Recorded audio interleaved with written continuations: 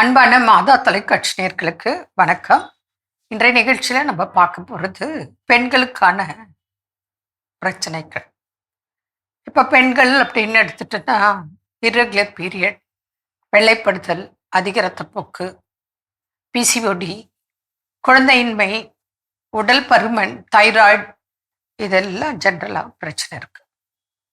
இப்போ ஹார்மோனல் இம்பேலன்ஸ்னால பிரச்சனைகள் வருது, ஒபிசிட்டி வருது. நம்ம என்ன பண்ணணும், டெய்லி ஒரு குறிப்பிட்ட உடற்பயிற்சி, டெய்லி சில முக்கியமான உணவுகள் நம்ம கடைப்பிடித்தால் முடிந்த அளவு ஹார்மோனல் இம்பேலன்ஸ் வராமல் தடுக்க முடியும்.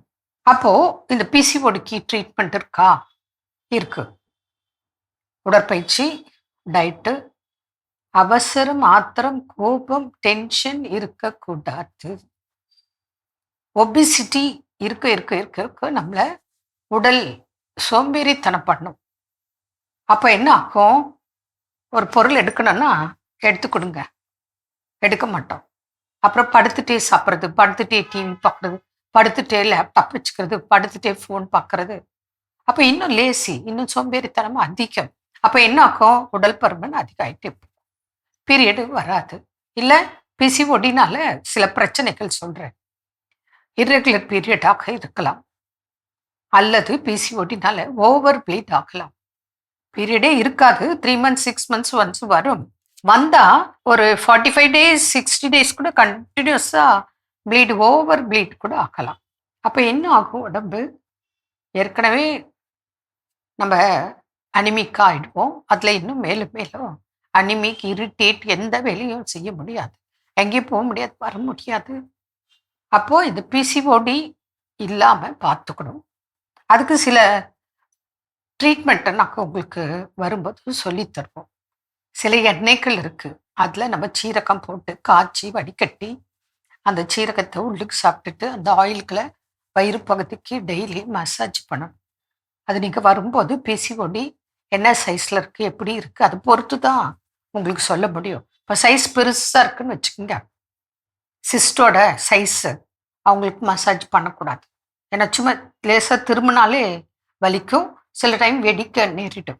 அதனால பேஷண்ட் கண்டிஷன், பிசிஓடி சைஸை பொறுத்து. இப்போ சைஸ் கொஞ்சம் பெருசாக இருக்குன்னு வச்சுக்கோங்களேன், அவங்கள பெட் ரெஸ்ட் கூட இருக்க சொல்லுவோம். பெட் ரெஸ்ட்டில் இருந்து டயட் ஃபாலோ பண்ணி, மெடிசன் ஃபாலோ பண்ணி முதல்ல பிசிஓடியை கரைச்சிடுவோம். அதுக்கப்புறம் அவங்களுக்கு எக்ஸசைஸ் எல்லாம் அந்த கரைந்த பிறகு. இதே நார்மலாக சின்ன சின்ன சைஸில் இருக்குது, அவங்களுக்கு ஒன்றும் பெருசாக பெட் ரெஸ்ட்லாம் தேவையில்லை. அவசரம், ஆத்திரம், கோபம், டென்ஷன் இல்லாமல் எல்லாத்தையும் கரெக்டாக ஃபாலோ பண்ணால் அவங்களுக்கு சரியாயிடும். 1 மாதத்தில் சரியான பேஷண்ட்லாம் இருக்காங்க பிசிஓடி. அதே போல் உடல் பருமன், பிசிஓடி, அது ஒரு 3-4 months 6 months எடுத்து வெயிட்டும் குறைஞ்சி பிசிஓடியும் சரியாகி கல்யாணம் ஆகி குழந்தையும் கிடைச்சிருக்கு. இன்னும் ஒரு சில பேஷண்ட்டு பார்த்தீங்கன்னா ஒபிசிட்டி, தைராய்டு, பிசிஓடி, அப்புறம் அவங்க டிப்ரெஷன் எடுத்தோன்னா அப்படி இவங்க டிப்ரெஷன் பேஷண்ட்டு, இவங்களுக்கு பிசிஓடி இருக்குது, குழந்தை பிறக்காது அப்படிலாம் நம்ம சொல்லக்கூடாது. முயற்சின்னு இருக்குது. இப்போ அப்படி அந்த டிப்ரெஷன் பேஷண்ட்டு வெகுளியாக பேசுது, நான் சொன்னேன் தட்டி கொடுத்து பொறுமையாக அவங்களுக்கு பக்குவப்படுத்தணும். சைக்கலாஜிக்கலாக புரிஞ்சிட்டு அவங்கள பேசி தட்டி கொடுத்து எல்லாத்துக்குமான ட்ரீட்மெண்ட், டயட்டு சொல்லி இன்னைக்கு எவ்வளோ ஹாப்பியாக இருக்காங்க அந்த பேரண்ட்ஸும் அந்த பெண்ணும், தெரியுங்களா, அவங்க ஹஸ்பண்டும். இதெல்லாம் வேணும், இதெல்லாம் இருக்குது, ட்ரீட்மெண்ட்டில் இருக்குது. அதனால பிசிஓடினா பயப்படாதீங்க, மேக்சிமம் சர்ஜரி இல்லாமல் சிகிச்சை இருக்குது.